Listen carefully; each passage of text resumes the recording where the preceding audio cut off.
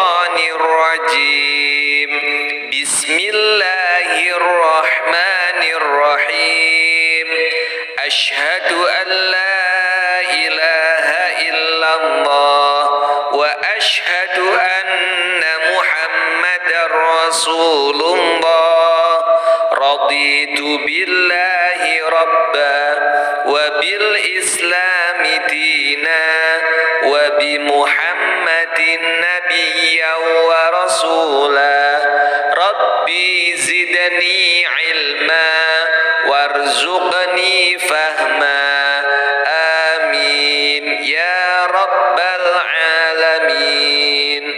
Baik, buka Quran surat 7 ayat 205. Quran surat 7 ayat 205. Doa itu disebut zikir di ayat itu. Jadi kalau ibu sedang berdoa, itu sedang berzikir. Wadhkur rabbaka fi nafsika tadarruan wa khifatan wa dunal jahri minal qaul. Ada ayatnya? Oke. Pakai Rabb lagi kan? Wadhkur rabbaka. Kalau engkau punya masalah, kata Allah, sekecil apapun. Di rumah tangga kah, di kantor kah, kehidupan sosial kah. Kata Allah, ayat sebut, minta kepada Allah. Berdoa. Doa disebut dengan zikir. Zikir itu semua kegiatan yang membuat kita ingat Allah. Zikir. Baca Quran, zikir. Dalilnya Quran surah ke-15 ayat 9. Inna nahnu nazzalna dzikra. Kami turunkan Al-Quran sebagai zikir. Menghafal Quran, zikir. Quran surah 54 ayat 17, ayat 22, ayat 32, ayat 40. Walaqad yassarnal Qur'ana lidzikri. Kami akan mudahkan Al-Quran untuk diingat, dihafalkan. Zikir, sebagai zikir kepada Allah. Ibu selepas sholat, baca subhanallah, alhamdulillah, Allahu Akbar, zikir. Quran surah keempat, ayat 103. فَإِذَا قَضَيْتُمُ الصَّلَاةَ فَاذْكُرُوا اللَّهَ. Maka jika anda telah tuntas mengerjakan sholat, segera berzikir kepada Allah. Sholat sendiri, zikir. Quran surah ke-20, ayat ke-14. Innani anallahu la ilaha illa ana fa'budni wa aqimis salata li dzikri. Saya Allah, kata Allah. Tidak ada Tuhan selain saya. Sembah saya. Bagaimana menyembah Allah? Tunaikan sholat sebagai zikir kepada Allah. Zikir. Di zikir, semua amalan yang mendekatkan kita dengan Allah. Doa, itu satu dari bagian zikir. Tapi tahukah ibu fungsi zikir yang paling utama itu apa? Quran surah 13 ayat ke-28. Ala bidzikrillahi tatmainnul qulub. Yakinkan pada dirimu, kalau zikirmu benar kepada Allah, maka dia akan berdampak kepada hati menjadi lebih tenang. Zikir itu, manfaat pertamanya, membuat hati tenang, Bu. Tadi saya contohkan. Baca Al-Quran, zikir kan? Jadi kalau ibu sedang tidak tenang, sedang gelisah, ada masalah, daripada mengeluh sana sini, wudu, Bu, wudu. Ambil mushaf, baca. Saat baca itu mungkin solusi belum datang, tapi hati itu lebih tenang. Kaitan dengan bahasan kita, doa, minta. Doa. Jadi kalau orang punya masalah itu kalau berdoa, walaupun solusinya belum datang, walaupun kemudian jawabannya belum tiba, minimal hati ibu itu tenang. Ini dia. Kan surah 13 ayat 28. Rumus ini pakai. Gunakan dalam hidup. Karena yang tahu kehidupan kita itu Allah yang menciptakan kita. Yang tahu pesawat, yang bikin pesawat. Yang tahu handphone, yang bikin handphone. Yang tahu mikrofon, yang bikin mic-nya. Yang tahu kita, yang menciptakan kita. Ikutilah petunjuk Allah yang menciptakan kita, maka akan langsung terasa manfaatnya. Ibu tidak percaya, silahkan lakukan. Rasakan bedanya, bedakan rasanya, dan pasti akan terasa bedanya. Akan lain.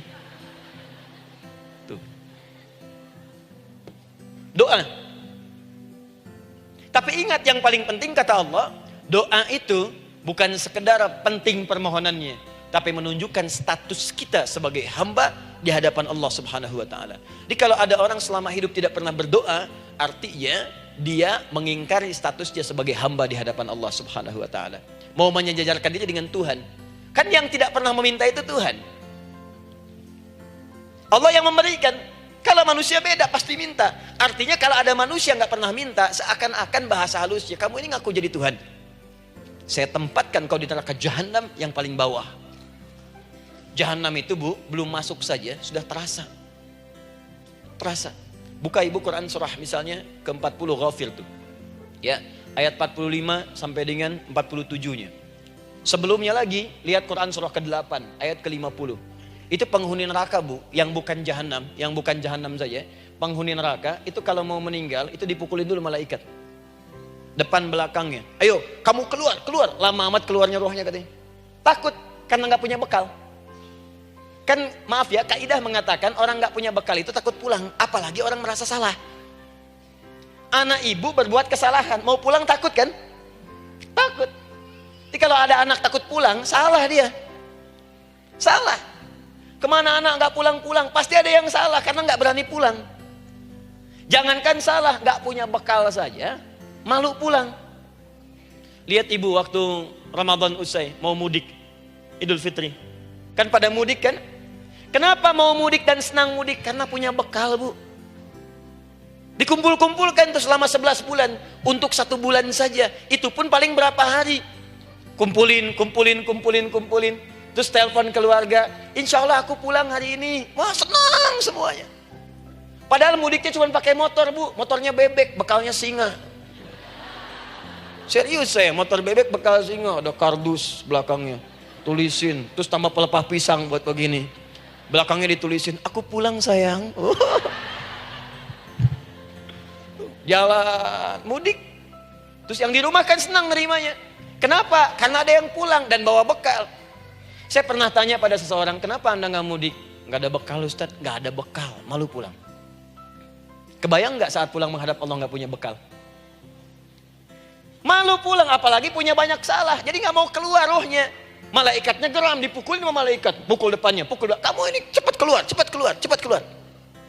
Keluar. Malu pulang. Tapi kalau punya bekal enak. Dan yang nyambut langsung malaikat. Bahkan nanti ada satu amalan saat dikerjakan. Itu orang ini sudah masuk surga. Tapi semua malaikat di semua pintu surga yang 8 itu datang mengunjungi dia mengucapkan selamat. Itu ada di Quran surah 13 ayat 24. Salamun alaikum bima sabartum fa ni'ma uqbaddar. Selamat ya saat di dunia sabar mencari bekal. Dan ini bekal terbaik yang kamu dapatkan. Silahkan nikmati surga yang kamu rindukan itu. Ini nikmat-nikmatnya tempat yang pernah nanti kamu kunjungi. Dan tinggal abadi di situ. Yang nyambut malaikat. Bayangkan semua malaikat Bu. Semua malaikat dari pintu surga datang nyambut dia. Wah Masya Allah, malaikat Jibril, Israfil, malaikat maut. Maaf ya, dicabut kemarin. Biasa, selamat. Dunia aja kalau ada yang nyambut senang kan? Rumah dicet, datang, sambut depan rumah, semua hidangan ada, Masya Allah. Bahkan yang tidak ada jadi ada. Luarnya kongguan, dalamnya rangginang gitu kan. Wah, muncul semua. Paham ya? Jadi ini bagian pertama. Jadi kita katakan kenapa manusia mesti berdoa. Jawabannya karena manusia itu hamba. Dan doa itu adalah fitrah bagian dari kehidupan. Kenapa manusia mesti berdoa? Karena ada komitmen dari Allah.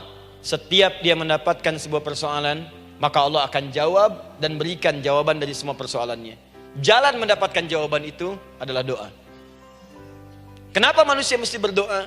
Karena dia butuh dengan Allah. Dan puncaknya, kenapa dia mesti berdoa?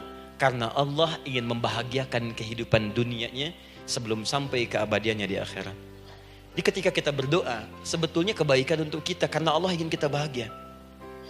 Ingin mudah hidupnya.